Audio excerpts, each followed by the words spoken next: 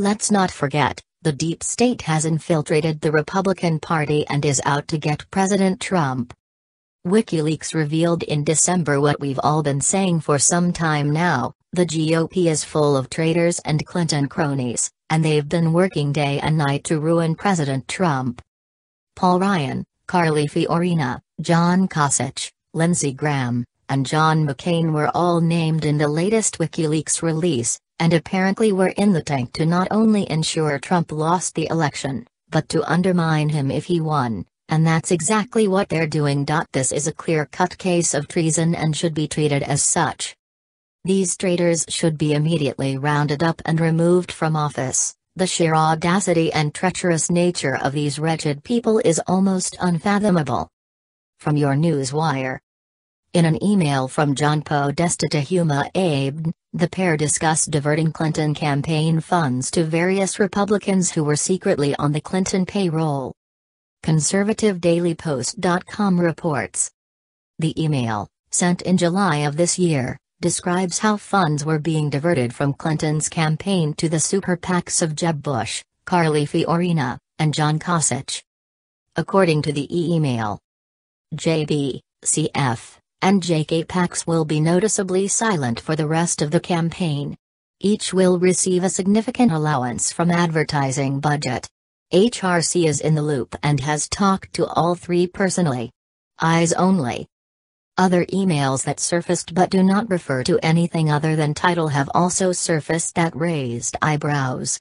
It seems at a glance that the Clinton Foundation, or as I am calling it, the Pantsuit Mafia, has bought off several key members of the Republican Party to push the Clinton agenda.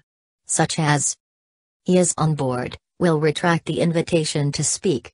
Eyes only. This email was dated days before Speaker of the House Paul Ryan withdrew the invitation to Donald Trump to speak at an event in Wisconsin. Even though we do not have the smoking gun to say it was him, no other logical conclusion can be assumed.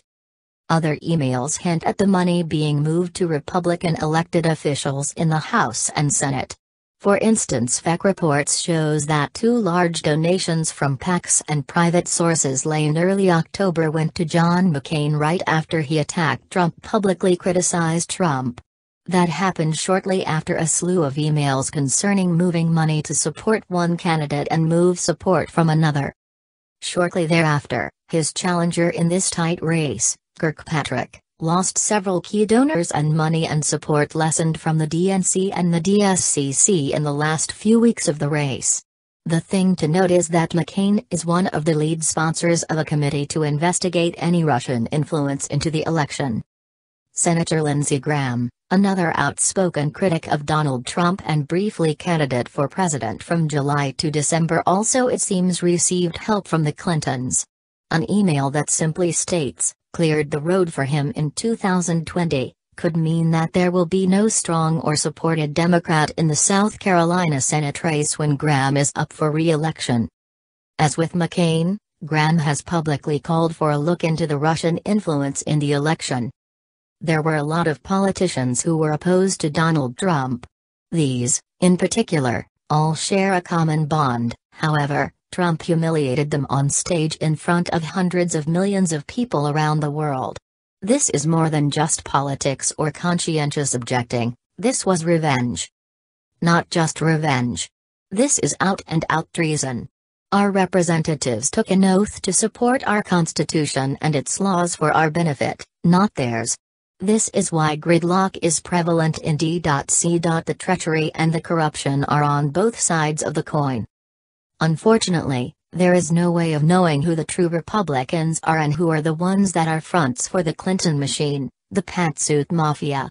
The number of emails is too overwhelming to easily sift through them all to find all of the turncoat rhinos. We must be diligent to ferret out those that have sold their souls for power.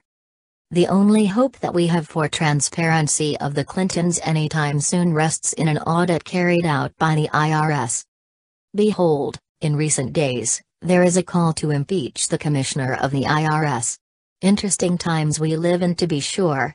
Only time and work on our part will push this audit forward.